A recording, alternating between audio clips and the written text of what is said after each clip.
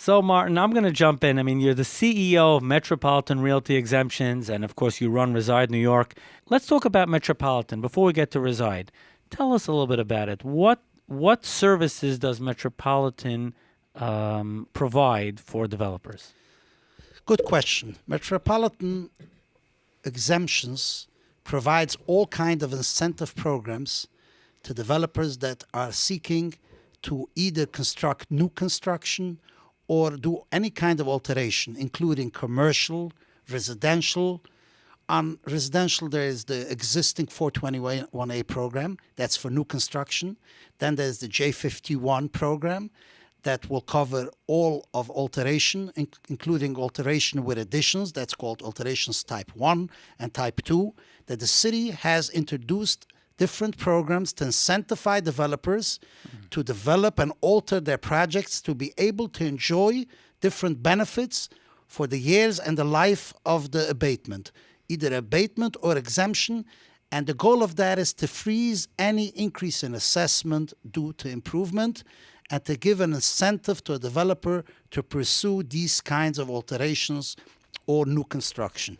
So really anyone in development at any level, I mean, I imagine the earlier the better, but at any point, if let's say they weren't familiar, they're just listening to the show tonight, they should really be in touch with Metropolitan Realty Exemptions because they could be, I mean, they could save, hundreds or thousands or a lot more perhaps. Definitely. The city has the certain rules that you have to abide by. I'll give an example. There's a program on commercial properties, either new construction or alteration, a program that's called ICAP, Industrial Commercial Abatement Program. In short, it's called ICAP. The city has a very stringent law. You are required to file a preliminary application prior to the issuance of the initial permit. Once you issue the initial permit, the DOB, the Department of Buildings, issue an initial permit, you lost the opportunity to pursue the program. Really? So definitely, you should contact Metropolitan Realty Exemptions prior to planning any kind of construction, and we will assess and advise you to the best of our ability which programs is best suited to your project. Now, before I get to more questions, there are people out there that are going to want to find out more information. What's the best way that they can get in touch with you and your company? MRETAX.com. MRETAX.com. That stands for Metropolitan Realty Exemptions, TAX.com. So again, it's MRETAX.com.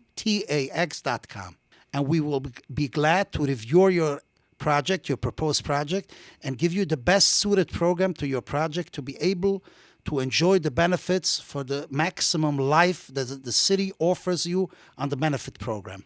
You know, someone is about to build a beautiful new condo. They just bought a piece of commercial real estate. Maybe it's residential real estate. Why is it so important that they contact? You gave an example too before, but why is it so important, even from a financial benefit perspective, that they contact Metropolitan Realty Exemptions? Any developer, as we know, is always looking at the subtotal. What will the bank take him out? How will he do a refinance? How will the bank look at his income and expense? And that's what the city looks at. That's why every property owner is aware that they need to file an RPIE annually, real property income and expense.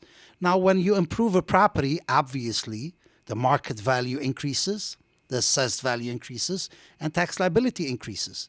When the bank does a refinance on the property, they will consider what will be the property taxes on the property following completion of construction. So if you want to benefit the maximum refinance on the property and you want to have the maximum income on the property, obviously you want to file for a 421A, you want to file for a J51, you want to file for a ICAP on a commercial property to enjoy the benefits that the city offers you. So that means that I'm going to ask the question this way because it's really a question that I'm sure you get faced with many, many times, and that is, let's say there's a developer and he says, I'll just try to do it on my own. I can go onto a website, onto the city site, and I'll do it on my own. Why is it so important that they contact a company like Metropolitan Realty Exemptions to go through the process for them? definitely everybody can file themselves. The city gives an opportunity for everybody to file. But in order to be able to enjoy the maximum benefits at the quickest time with a filing with the city, as you all are aware that the city has red tape, we will, with our experience, pursue the best program possible at the quickest time for the developer to be able to fill up the affordable units, to rent it up quickly, and he should be able to refinance his project. Let me give a simple example. If a developer proposes a new project of 100 units, 30% of these 100 units should go for affordable marketing if he wants to enjoy the benefits. A bank, any bank that wants to refinance that project wants to see these affordable units rented up in order to see the income to be able to refinance the property. At Reside New York, we have the most experience. We have produced and developed the best programs to work with the city to be able to fill up these units at the quickest time possible. We should be able to give the developer the opportunity to refinance his project as soon as possible. You mentioned something that's fascinating because normally affordable housing has the connotation that it's just to open it up for low-income tenants. So therefore, they are looking for tenants that would be of mid-income or high-income. My understanding is with the latest program, that is a possibility? 100%. You hit it on the nail. With the new program, the Affordable New York program, although it's called Affordable New York, I would definitely recommend to anybody looking to rent an apartment in the 5 boroughs, they should pursue and check our new website on Reside New York and see that anybody that has a mid-income is still eligible under the new 421A. It's called 130 AMI. That's the annual median income, 130 AMI. People that have mid-income are eligible for the 421A. That's the big, huge incentive with the new 421A program. The developers that are developing a new project are not only pursuing low-income potential tenants, we're talking about mid-income tenants that are eligible for the 421A. So that means on residenewyork.com, they could go and visit and go and actually see apartments that they may be eligible for. Yes, residenewyork.com is very friendly, user-friendly, made especially for people that are looking for affordable housing, but that are mid-income tenants, that are potential tenants that will be eligible if they apply.